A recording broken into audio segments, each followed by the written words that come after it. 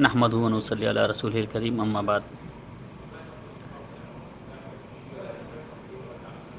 تم احسان کرو لوگوں کے ساتھ اسی طرح سے جس طرح سے اللہ رب العالمین نے تم پر احسان کیا ہے۔ یہ پوری آیت اس طرح سے ہے، سورہ قصص کی آیت نمبر 77۔ اعوذ باللہ من الشیطان الرجیم، بسم اللہ الرحمن الرحیم۔ وابتغی فیما آتاک اللہ الدار الآخرہ ولا تنس نصیبک فی الدنیا واحسن کما احسن اللہ الیک ولا تبغ الفساد فی الارض ان اللہ لا يحب المفسدین۔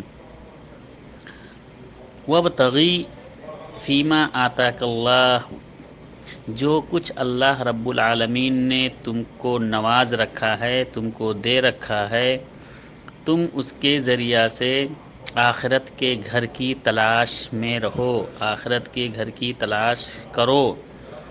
ولا تنسا نصیبک من الدنیا، اور اپنی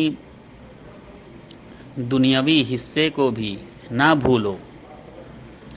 یعنی یہاں پہ میانہ روی ہے کہ تم آخرت کے فراق میں ہمیشہ رہو، لیکن اس کا مطلب یہ نہیں ہے کہ جس طرح سے رہبانیت والے لوگ ہوتے ہیں، دنیا سے کٹ جاتے ہیں، اپنے آپ کو جا کے ایک جنگل میں یا کہیں پہاڑوں پہ جا کے بس جاتے ہیں اور پھر وہ کہتے ہیں کہ ہم اللہ اللہ اللہ کریں گے۔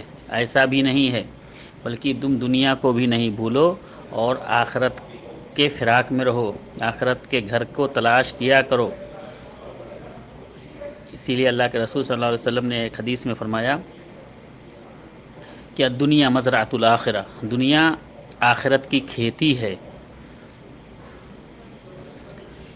اس کے بعد میں اللہ رب العالمین ارشاد فرما رہے ہیں کہ وَأَحْسِن كَمَا أَحْسَنَ اللَّهُ إِلَيْكَ، اور تم لوگوں کے ساتھ اسی طرح سے احسان کیا کرو جس طرح سے اللہ رب العالمین نے تم پر احسان کیا ہے۔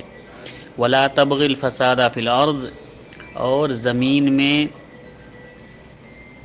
فساد پھیلانے والوں نہ بنو، فساد کے خواہاں نہ رہو، فساد کے خواہش مند نہ رہو، فساد نہ پھیلاؤ۔ ان اللہ لا يحب المفسدین، اس لیے کہ اللہ رب العالمین مفسدوں کو، فساد پھیلانے والوں کو، فتنہ پھیلانے والوں کو پسند نہیں کرتا۔ یہ آیت ان لوگوں کے منہ پہ تماچا ہے جو لوگ کہتے ہیں کہ اسلام دہشت گردی کا تعلیم دیتا ہے، بلکہ اسلام نے تو، قرآن نے تو فتنہ اور فساد سے بھی روکا ہے۔ دوسری آیت میں اللہ رب العالمین نے فرمایا کہ الفتنۃ اشد من القتل، فتنہ قتل سے بھی زیادہ سخت ہے۔ اور ایک جگہ ایک دوسری آیت میں فرمایا الفتنۃ اکبر من القتل، کہ فتنہ قتل سے بھی بڑا گناہ ہے۔ فتنہ پھیلانا، فساد پھیلانا، چاہے جائے کہ کوئی ٹیررسٹ ہو، کوئی دہشت گردی کا کام کرے۔ اب آپ سوچ لیجئے کہ اس آیت میں اللہ رب العالمین نے کس چیز کی تعلیم دی ہے۔ السلام علیکم ورحمۃ اللہ وبرکاتہ۔